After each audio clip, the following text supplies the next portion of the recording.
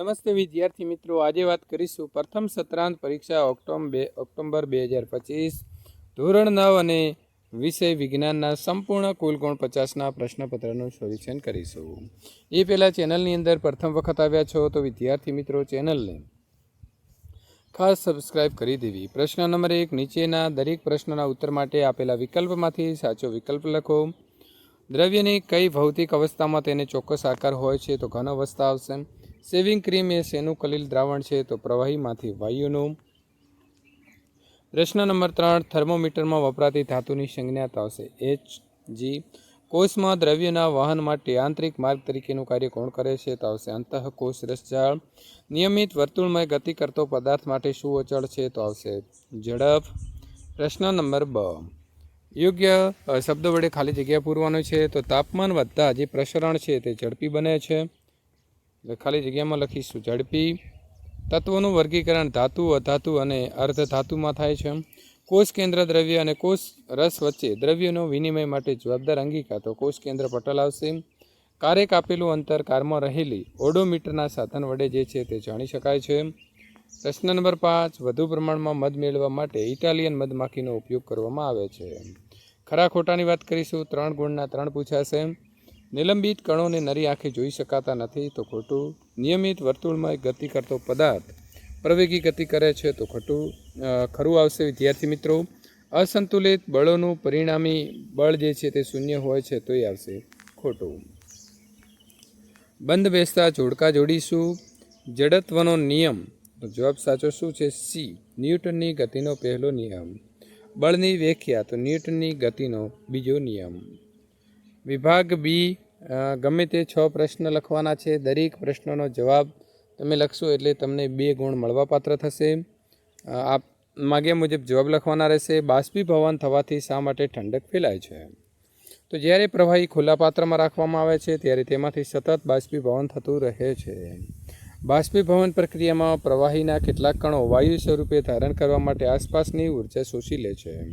પરિણામે આસપાસની ઉર્જા ઘટે છે અને આસપાસનું જે તાપમાન છે તે ઓછું થઈ જાય છે અને બાષ્પીભવન જે છે તેની ઠંડક અનુભવાય છે. તાપમાન વધારતા ઘન પદાર્થ વિગળીને પ્રવાહી સ્વરૂપમાં સંપૂર્ણ રૂપાંતર પામી જાય છે. શા માટે? તો જ્યારે ઘન પદાર્થનું તાપમાન વધે છે ત્યારે તેના કણોની ગતિજ ઉર્જામાં વધારો થાય છે. પરિણામે કણો વધારે ઝડપથી કંપવા લાગે છે. ગરમીથી મળેલી જે ઉર્જા છે તે ધીમે ધીમે કણો વચ્ચેના આકર્ષણ બળને પરાજિત કરે છે. જ્યારે આકર્ષણ બળ નબળું પડી જાય છે ત્યારે કણો પોતાના સ્થિર સ્થાન છોડીને વધુ મુક્ત ગતિ કરે છે. તો આ અવસ્થાને ઘન પદાર્થ પૂરેપૂરો પીગળી પ્રવાહી રૂપ ધારણ કરે છે. કણાભસૂત્રોને કોષના પાવર હાઉસ તરીકે ઓળખવામાં આવે છે અથવા તો કણાભસૂત્રને કોષનો ઉર્જાઘર પણ કહે છે. તો કોષોમાં જે ઉર્જા ઉત્પન્ન થાય છે તેને ઉર્જાઘર અથવા તો પાવર હાઉસ કહેવાય છે. જીવનની અંદર વિવિધ રાસાયણિક પ્રક્રિયાઓ માટે ઉર્જાની આવશ્યકતા હોય છે. આ ઉર્જા એટીપી સ્વરૂપે જોવા મળે છે. એટીપીનું નિર્માણ મુખ્યત્વે કણાભસૂત્રમાં થાય છે.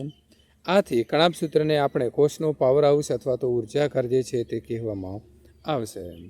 કારણ આપો. કેળાની છાલ ઉપર પગ મૂકતા લપસી કેમ જવાય છે?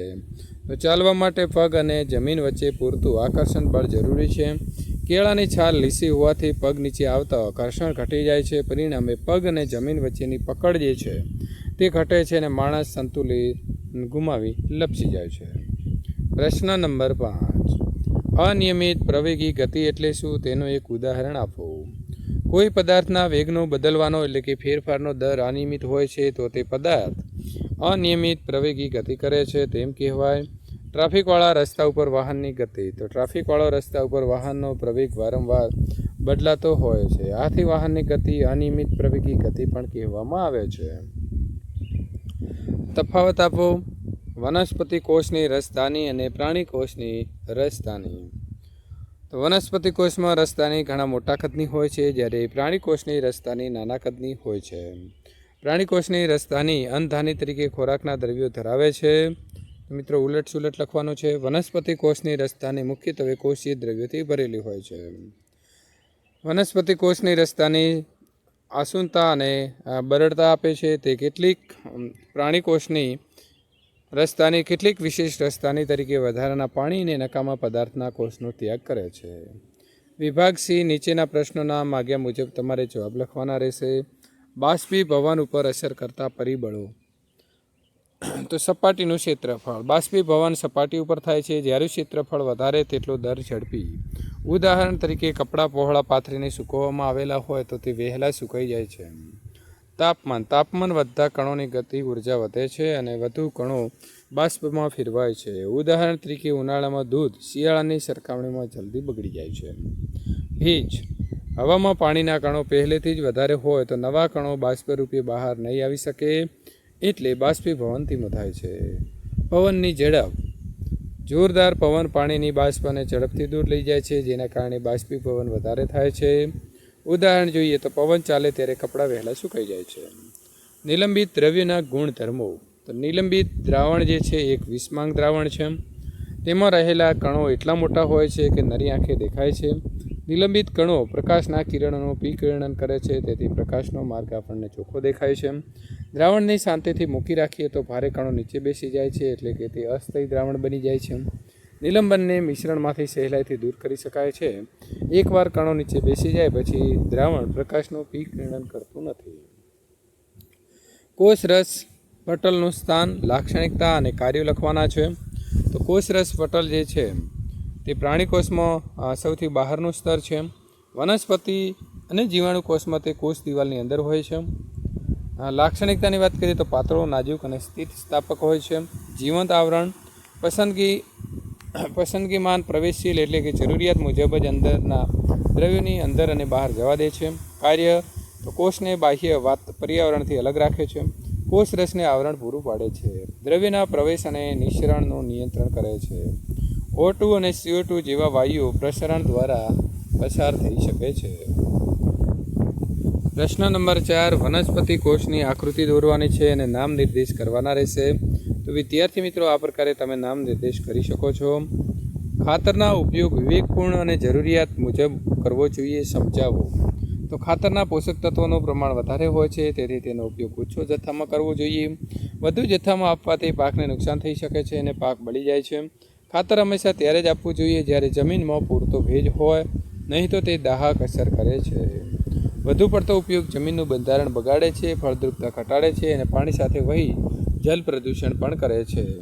એટલે ખાતરનો ઉપયોગ હંમેશા જરૂરિયાત અને સમજદારી મુજબ કરવો જોઈએ. વિભાગ ડી છે. 3માંથી કોઈ પણ 2 પ્રશ્ન લખવાના રહેશે અને એક પ્રશ્નના તમને 4 ગુણ મળવાપાત્ર થશે. કલીલ દ્રાવણના ગુણધર્મો તમારે લખવાના રહેશે.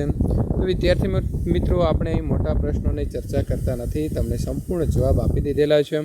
પ્રકૃતિ છે, રચના, કણોનું વિતરણ, વિભાજન, કણોનું કદ, પ્રકાશ વિકિરણ, ઉદાહરણ અને સ્થિરતા સંપૂર્ણ આપીને આપણે સમજૂતી આપી દીધી છે. ત્યાર પછી અહીં સાયકલ જે છે, સાયકલનો તમારે પ્રવેગ શોધવાનો છે. તો પ્રવેગનું સૂત્ર સાથે આપણે અહીં ગણતરી આપેલી છે અને આ પ્રકારે તમે ગણતરી કરી અને સોલ્યુશન મેળવી શકો છો. તો વિદ્યાર્થી મિત્રો, આ રીતે સાયકલનો પ્રવેગ આવશે. સંપૂર્ણ પેપર સોલ્યુશન અહીં પૂર્ણ થાય છે. બીજા વિષયના આવા પેપર સોલ્યુશન મેળવવા માટે અહીં આપેલી એન્ડ સ્ક્રીન ઉપર ક્લિક કરીને સોલ્યુશન મેળવી શકો છો.